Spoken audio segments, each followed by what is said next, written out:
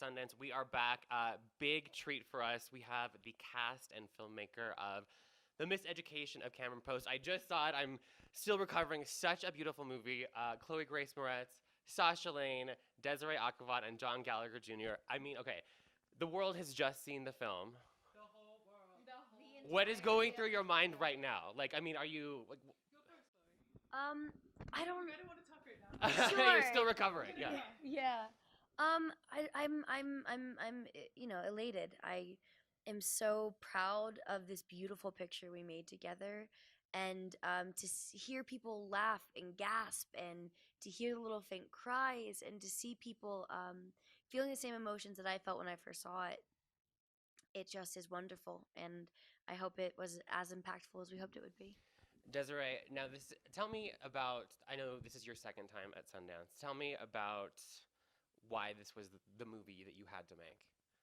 I had loved this book for years, and I had stacks of them. I'd give them as gifts whenever it was someone's anything. And everyone who read it loved it. And it was my ex-girlfriend who said that you have to make this into a movie. And it lived with me for a long time. And I really, after Puppy Behavior, I thought, I read a lot of scripts and I took a lot of meetings, and everything reminded me of something else. And it was depressing. So I moved to London, which is where my co-writer and producer lives. And we sat for a year and developed things, and I slept on her couch, and I just thought, I want to tell a story that hasn't been told before in a way that doesn't feel like taking your medicine.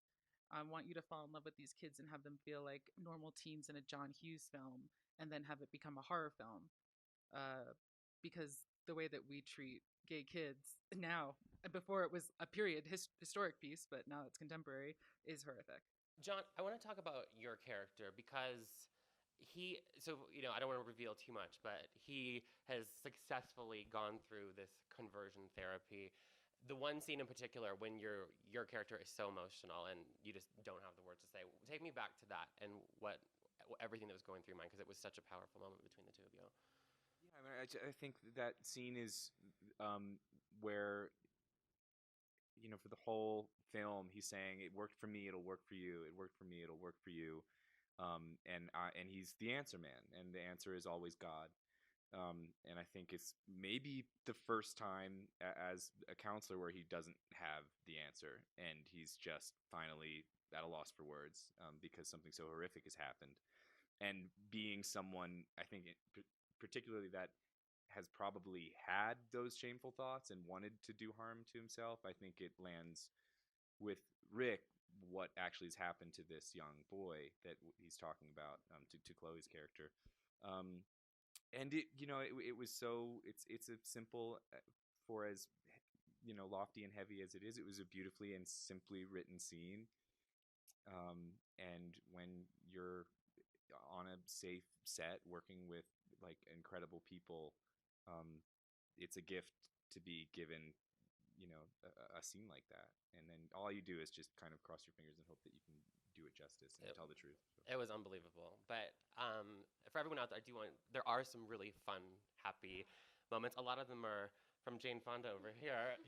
That's her character. I'm not calling her Jane Fonda. I want to talk about your character, and especially the relationship between your two characters. It's from the moment we see you you take that photo, it's like, I know you're going to be fun and crazy and wild. But so tell me a little bit about the relationship between your two characters.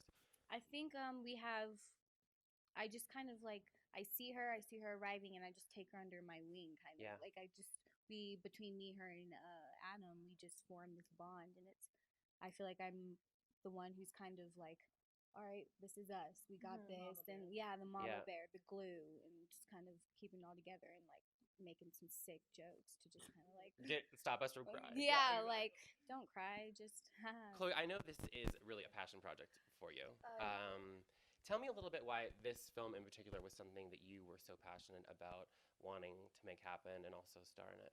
Well, I'd taken a break from my career for about a year, and I kind of stepped back to try and figure out what I wanted to do and what message I wanted to put out. And obviously in the forefront of my mind forever since I was a young girl, I have 2 gay brothers in my family. And so just, advocating for the LGBTQ community was, a no-brainer for me, always. And when this kind of break I took in my career, I realized that I wanted to start to make more poignant messages and start to do movies that are impactful without them feeling like taking your medication. The film being taken place at the Gay Conversion Therapy Center is the most high stakes version of what most queer people feel when they come out. And it works for the sake of this narrative, but I don't think you need to have been sent to a Gay Conversion Therapy Center to feel completely vilified in your own home and uncomfortable. And it's the story of kids, like, to me, it's the story of homeless queer teens. And building a family of friends that can replace what you lose when you come out or get caught. When I came out, it was absolutely terrifying and super isolating, and that's something that's interesting to me in films.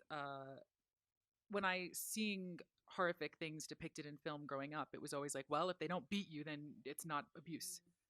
But there are subtle forms of abuse. There are, and just like in the worst moments of your life, sometimes you'll just laugh hysterically. Sometimes the funniest thing will happen in the most miserable times.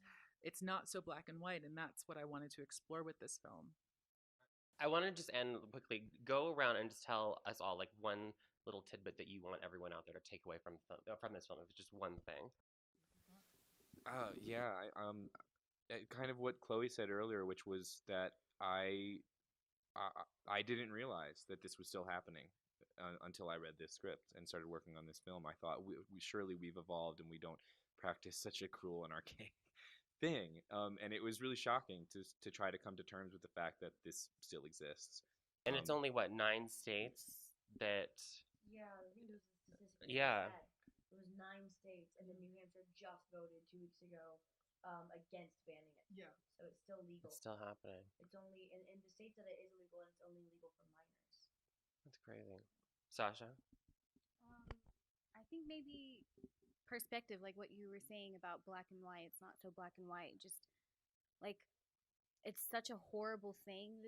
What we're discussing, but I feel so much for like your character Rick. You know, you find yourself being like, it truly isn't so black and white because these people truly believe that their intentions are the best, and then who knows when they start finding themselves thinking, wait, what is right and wrong? And that's mostly what I like took from that. Yeah. Any last other words of wisdom? Yeah, sure. Yeah, I just say that I think that I hope that people take away from this movie the fact that sometimes you're born into a family or you're put into a part of society when you're growing up that you feel very isolated and you feel alone. And as you grow up, and what happens in this movie is you can find your groove, you can find your people, and you can find your family. And it doesn't have to be what you're born into. It doesn't have to be what you're placed around. You can find happiness and love wherever. Right next to you right now. Find it. Right there. With my baby Tasha, baby Sauce. Well, I just want to thank you because it is an amazing film and you all have to go see it. So it just premiered at Sundance. It's seeking distribution right now, but I know if